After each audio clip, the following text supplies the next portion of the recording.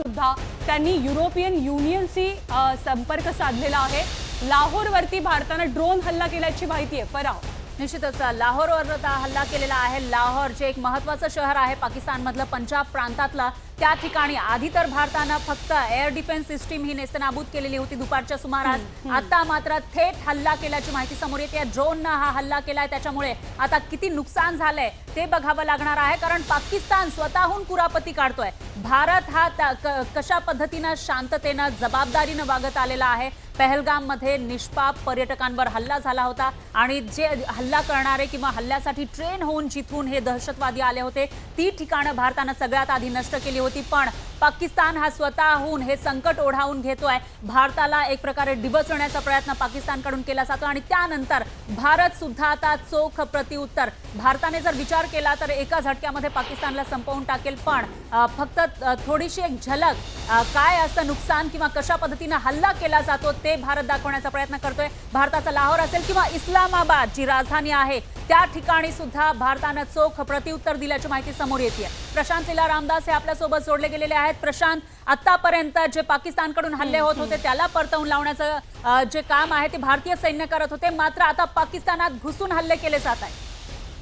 बरोबर आहे। लाहोरमध्ये हल्ला केल्याची माहिती पुढे आलेली आहे, इस्लामाबादमध्ये हल्ला केल्याची माहिती पुढे आली आहे, सियालकोटमध्ये हल्ला केल्याची माहिती पुढे आली आहे। असं म्हणावं लागेल की आता भारताने ज्या पद्धतीने पाकिस्ताननी भारताच्या विरुद्ध ज्या पद्धतीने हल्ले करायला सुरुवात केली, संपूर्ण हल्ले ते भारतीय लष्कराने परतून लावले आणि त्यानंतर आता थेट त्याच्या हल्ल्याला प्रत्युत्तर देण्याचं काम भारत सरकारच्या वतीनं, म्हणजे खास करून भारतीय लष्कराच्या वतीनं होत आहे। भारतीय लष्कर या संपूर्ण तयारीनिशी होतं, कारण की ज्या पद्धतीचा अनुभव पाकिस्तानचा आहे, 1971चा अनुभव असो की यानंतर गेल्या वर्षातला अनेक वर्षांचा अनुभव असो, ज्या पद्धतीनं पाकिस्तानी कुरगुडी करण्यात, खोटं बोलण्यात सगळ्यात समोर असतं, अशा वेळी लाहोर आणि इस्लामाबादवर भारत सरकारच्या वतीनं, भारतीय लष्कराच्या वतीनं प्रति हल्ला करण्यात आल्याची सूत्रांची माहिती आहे। प्रशांत, मोठा स्फोट झाल्याचंही कळत आहे, त्याच्यामुळे एक प्रकारे आता भारताने आतापर्यंत त्यांनी जेवढे हल्ले केले होते ते परतवून लावले, आपण कुठेही नुकसान झालं नाही, पण पाकिस्तानला आता कळालं असेल की हल्ला केल्यानंतर नेमकं काय होतं, नुकसान किती होतं।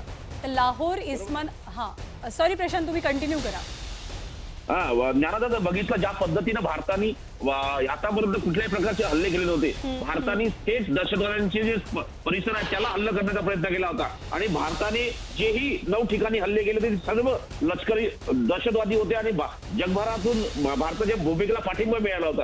पण आज ज्या पद्धतीनं सायंकाळ होताच पाकिस्तानने आपल्या रहिवासी भागांमध्ये हल्ले करण्याचे प्रयत्न केले, ऑपरेशन त्यांनी ड्रोन्स जे पाठवण्याचा प्रयत्न केला, काही मिसाईल पाठवण्याचे प्रयत्न केले। असं असताना हे सर्व क्षेपणास्त्र असो, ड्रोन, याचं सगळं हल्ला परतून लावला भारत सरकारने आणि जेव्हा पाकिस्तानने हल्ला केला त्याचं प्रत्युत्तर आता भारत सरकार देत आहे। त्यांची 2 विमानं, 2 JF-17 आणि एक JF-16 पाडलेला आहे। दुसरं असताना आता थेट पाकिस्तानच्या लाहोर शहरामध्ये भारताने हल्ले करायला सुरुवात केली आहे। इस्लामाबाद ज्यांची राजधानी आहे तिथे देखील हल्ला केल्याची माहिती पुढे आली आहे। कराचीमध्ये मोठा बॉम्बस्फोट झाल्याची माहिती पुढे आली आहे। हे सर्व भारत सरकार करत आहे, ती हल्ला करत आहे, भारत ताकदवर आहे हे दाखवून देण्याचा प्रयत्न इस्लामाबादला म्हणजे पाकिस्तानला केला जातोय। अगदी बरोबर आहे। आणि या सगळ्या घटनांमधनं, या माहितीमधनं एक गोष्ट स्पष्ट होते, ती म्हणजे भारत तयार आहे, भारतानं पूर्ण तयारी केलेली आहे, भारताला माहिती आहे पुढे काय होणार आहे। भारतानं आपली सगळी टार्गेट्स आधीच निश्चित केलेली आहेत, भारतानं आपला प्लॅन ऑफ ऍक्शन रेडी ठेवलेला आहे, आंतरराष्ट्रीय समुदायाला आपल्या बाजूने वळवलेलं आहे, भारतानं कोणत्याही आंतरराष्ट्रीय नियमांचं उल्लंघन केलेलं नाहीये आणि याच नियमांच्या चौकटीत राहत एका पाठोपाठ एक दणादण हल्ले आता भारतानं कालपासून सुरू केलेले आहेत। लाहोरमध्ये, इस्लामाबादमध्ये जी शहरं पाकिस्तानचं हृदय समजलं जातं, जी शहरं पाकिस्तानमध्ये सर्वात महत्त्वाची शहरं मानली जातात, त्या शहरांवर आणि सगळ्यात मोठा म्हणजे पाकिस्तानच्या राजधानीवर इस्लामाबादवरती हा हल्ला झालेला आहे, हा ड्रोन हल्ला आहे। प्रशांत, एक माहिती कळू शकली आहे का की हे जे आत्ता भारतानं हल्ले केलेत लाहोर आणि इस्लामाबादवरती, हे हल्ले नेमके कुठे टार्गेटेड आहेत? ज्या पद्धतीने बघितलं हे सगळे हल्ले जे आहे, ज्या पद्धतीने त्यांनी रहिवासी भागात करण्याचा प्रयत्न केला होता, भारत कधीही सर्वसामान्य नागरिकांवरती, पाकिस्तानचा असो किंवा कुठल्या दुसऱ्या देशाचा, त्यावरती हल्ले करत नाही। हे जे हल्ले आहे हे लष्कराचे काही ठिकाणं आहेत जे दहशतवाद्यांना मदत करतात, अशा ठिकाणं असल्याची माहिती पुढे आली. त्यावरती आता खास करून भारताने लक्ष केल्याची माहिती पुढे आलेली आहे. भारत सरकारची जी भूमिका आहे आणि भारतीय लष्कराची भूमिका आहे, त्याच भूमिकेअंतर्गत हे हल्ले करण्यात आल्याची माहिती पुढे आली आहे. हे प्रति हल्ले आहे आणि लाहोरमध्ये ज्या पद्धतीने दहशतवाद्यांना पाठिंबा देण्यात येत होता, त्यातले काही ज्यांना शेल्टर केलं झालं होतं, त्या शेल्टर ठिकाणी हल्ले केले जाण्याची माहिती पुढे आली आहे. संसदेमधून जर बघितलं आपण, अत्यंत महत्वाचं हे आहे की ज्या पद्धतीने इस्लामाबाद हे पाकिस्तानचं हृदयस्थान मानलं जातं, पाकिस्तानची राजधानी आहे, असं असताना तिथे शेल्टर देण्याचा प्रयत्न केला जातो. तिथे देखील त्या शेल्टरला उडवण्याचा प्रयत्न खास करून भारतीय हवाई दलाने केला आहे आणि भारतीय हवाई दलाने सोबतच सियालकोटमध्ये देखील हल्ले केल्याची माहिती पुढे आलेली आहे. प्रशांत, आणि तुम्ही जसं सांगितलं की कराचीमध्ये सुद्धा हल्ला झाला आहे. कराची ही पाकिस्तानची आर्थिक राजधानी आहे, तर तिथे नेमका कुठे हल्ला झालाय, कशा पद्धतीने हल्ला झाला? तिथे जर बघितलं आपण तर तिथे कराचीमध्ये जे स्थान आहे त्यामध्ये जिथे दहशतवाद्यांना मदत करणारे सिस्टम्स उभे आहेत, जिथे दहशतवाद्यांना मदत करणारे सैनिक आहेत, त्यांच्या माध्यमातून जिथे दहशतवाद्यांना लपवलं जातं अशा ठिकाणी कराचीमध्ये हल्ले केल्याची माहिती पुढे आलेली आहे. आज सकाळी जर बघितलं आपण आपल्या सगळ्या सोशल मीडियावरती पाहायला मिळत होतं, कराचीमध्ये एका ठिकाणी मोठा बॉम्ब सुरू झाला होता, तो भारताने नाही केला होता, पण ज्या पद्धतीने माहिती पुढे आली होती की अशाच प्रकारच्या काही ठिकाणी भारताने प्रति हल्ला चढवलेला आहे. भारत सरकार आणि खास करून केंद्र सरकार आणि सोबतच जर बघितलं आपण तर भारतीय लष्कर, तीनही सैन्य दल, नेव्ही असो, एअरफोर्स असो किंवा मग मिलिटरी असो, ही तयार होती आणि त्या तयारीतून आता मूर्तिमंत उदाहरण आहे ऑपरेशन सिंदूरच्या नंतर ज्या पद्धतीने भारतावरती हल्ला करण्याचा प्रयत्न केला होता. सियालकोटवरही मोठा भारताने प्रयत्न केलेला आहे. निश्चितच प्रशांत, एकूणच असं म्हणता येईल की अजूनही भारत संयम बाळगून आहे. अजूनही फक्त जे दहशतवादी अड्डे आहेत त्यांनाच लक्ष केलं जात आहे. ज्या पद्धतीनं पाकिस्तानकडून भ्याड हल्ले होत आहेत, जे इनोसंट लोक आहेत बॉर्डरवर त्यांना संपवलं जात आहे, तशा पद्धतीचा कोणताही हल्ला भारतानं केलेला नाही. बरोबर आहे. सर्वसामान्य नागरिकांवरती, पाकिस्तानची असो किंवा कुठल्याही देशाची असो, त्या सर्वसामान्य नागरिकांवरती भारत कधीच हल्ला करत नाहीये. हे जे हल्ले सुरू आहे, जे दहशतवादी भारतामध्ये गेल्या अनेक दिवसांपासून भारतात घुसण्याचे प्रयत्न करत होते, गेल्या 14 दिवसापासून जर बघितलं तर सीमा भागांमधून विनाकारण हल्ले होत होते आणि त्या विनाकारण गोळीबार होत होता. या मागे खरं कारण असतं घुसखोरी करण्याचं. या गोळीबाराच्या माध्यमातून जे घुसखोर असतात, पाकिस्तानचे दहशतवादी असतात, ते भारतात घुसण्याचे प्रयत्न करतात.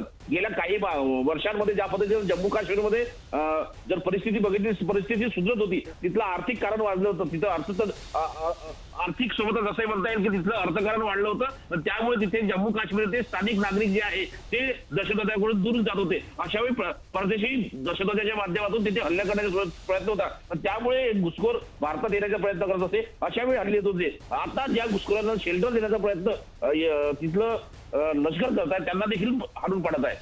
नंदा, प्रशांत, खऱ्या अर्थानं पाकिस्तानचं नाक कापलंय. F-16 पाडलं, J-17 पाडले आणि थेट राजधानीवरती हल्ला केला. एक मोठी ब्रेकिंग येते. ब्रेकिंग आपण पाहूया. जम्मूतलं ब्लॅकआउट हे आता रद्द करण्यात आलंय. जम्मूमध्ये जेव्हा पाकिस्तानचे ड्रोन शिरलेले होते तेव्हा जम्मूमध्ये ब्लॅकआउट झालेलं होतं. म्हणजे जम्मू सध्या सेफ झोनमध्ये आहे. जम्मूला कोणताही धोका नाही. जम्मूतल्या नागरिकांनी घाबरून जाऊ नका. कोणतीही पॅनिक सिच्युएशन आता तयार होणार नाही. जम्मूमध्ये सायरन वाजलेले, ब्लॅकआउट झालेला होता संध्याकाळी 8 ते 9च्या दरम्यान. आणि असं का झालं होतं? कारण पाकिस्तानचे ड्रोन आलेले, पाकिस्तानचे मिसाईल्स आलेले. पण आकाशने आणि S-400ने, जी भारताची कवच कुंडलं आहेत, जी एअर डिफेन्स सिस्टीम मानली जाते, त्यांनी प्रत्येक हल्ला परतवून लावला. जम्मू आता सेफ आहे, सुरक्षित आहे. जम्मूच्या विमानतळालाही कोणता धोका नाही.